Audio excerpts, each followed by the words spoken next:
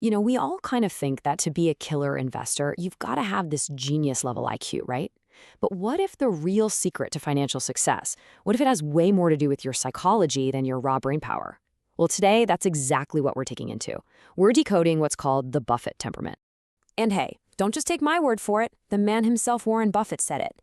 And when you really stop and think about it, that idea it's pretty radical. It just completely turns the whole Wall Street is for geniuses idea on its head. So if it's not about being the smartest person in the room, then what on earth is it? All right, so what is this secret weapon we're talking about? It all comes down to one single, incredibly powerful word: temperament. And what is that? Well, it's just your emotional discipline. It's that psychological strength to stay cool and act rationally when pretty much everyone else around you is, well, losing their minds. And that right there is going to be our whole focus today: temperament over intellect. We're going to break down all the common psychological traps and emotional mistakes that cause even the absolute smartest people to make just disastrous decisions with their money. Okay, so let's jump right into our first category of mistakes. And these all come from one place: impatience. You know that feeling? That twitchy gut instinct that you have to do something with your portfolio? Well, as you're about to see, that impulse is incredibly, incredibly costly. And yet, the classic example of this is trying to time the market. Oh, it's such a seductive idea, isn't it? The thought that you can be clever enough to just dance in and out, sell right before a drop and buy back in right before a huge rally. I mean, it sounds so smart. But in reality, it's a total recipe for disaster. And look, the math on this is it's brutal. It's right here. If you just stayed invested, you'd get the full market return. Simple. But what happens if you try to get fancy and you miss just the 10 best days? Well, you can see it. Your returns are absolutely decimated. This shows you the staggering, mind-blowing cost of trying to be clever and ending up on the sidelines. So the point here, the big antidote, is actually deceptively simple. Just stay in the game. Sometimes, resisting that burning urge to do something is the most powerful and profitable action you can possibly take. Okay, next up, let's talk about the mistakes that come from a biased mind. This is where things get really interesting, because this is where your own ego, your own internal wiring, becomes your absolute worst enemy when it comes to money. Okay, mistake number 2, and this one is a big one: using leverage. And put simply, that just means borrowing money to invest. Now, the idea is to amplify your gains, right? Make more money faster. But what it really does is amplify your risk to a catastrophic level. There's this analogy in the source material that is just wow. It's so visceral. It's not just risky, it's like you're driving your car, but there's a dagger pointing at you from the steering wheel.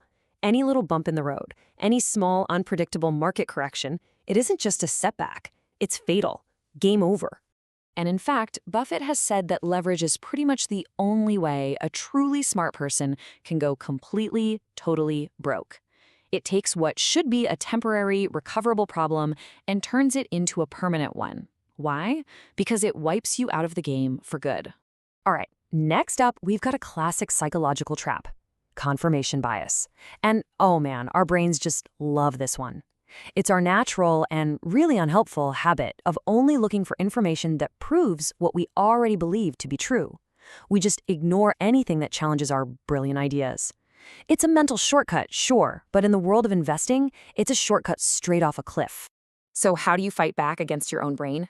Well, the source suggests you need to take what it calls the bear pill. And that means you have to actively, intentionally go looking for the other side of the argument. So instead of just Googling for articles that tell you how brilliant your stock pick is, you have to force yourself to hunt down the smartest, most convincing arguments for why you might be dead wrong. Okay, our final theme here is one that's just beautifully counterintuitive. It's what we can call the art of doing nothing. Yeah, you heard that right. This is all about winning the long game by being really, really good at waiting. And the mistake that trips people up here is believing that opportunities are scarce. It's driven by that deep-seated fear of missing out. Good old FOMO. It's this belief that great chances are super rare, and if you don't jump on them now, they're gone forever.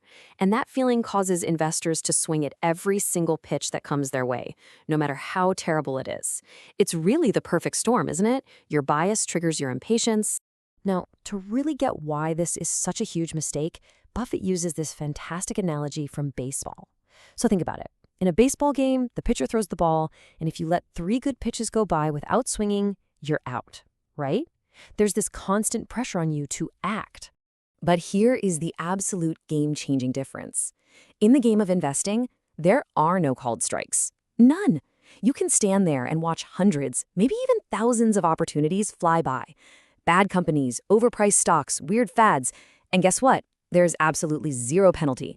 And this gets right to the heart of the whole strategy. See, your job as an investor isn't to swing at everything. It's to wait. You wait patiently for that one perfect opportunity, what Buffett calls the fat pitch, the one that's right in your sweet spot. And only then do you swing for the fences with everything you've got. Okay, so let's tie all of this together. How do we actually cultivate this winning temperament? Well, what we've just gone over, that's your blueprint. It's your roadmap to success. It really just boils down to these 4 pillars. Number 1, patience. That's having the ability to wait for that fat pitch and to not even try to time the market. Number 2, humility. That's knowing you could be wrong, which means you avoid leverage like the plague and you actively take that bear pill. Third, discipline. That's just staying in the game and sticking to your strategy no matter what. And finally, number 4, decisiveness. That's having the courage to swing big, really big, when that perfect opportunity finally shows up. So I'll leave you with this one final thought, a question really. Take a good hard look at your own financial decisions. When you make a move, what's really driving you? Is it cold, hard logic and analysis? Or is it fear, ego, and impatience? To put it another way, is your portfolio being managed by your intellect or by your temperament?